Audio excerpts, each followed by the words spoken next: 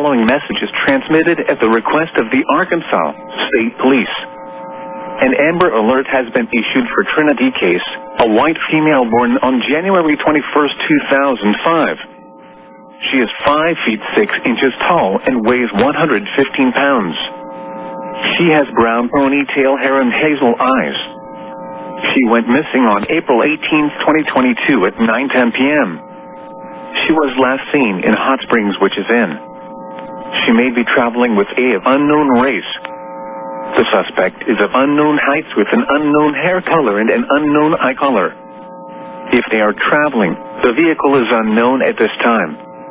If located, please call Hot Springs Police Department 501-651-7711.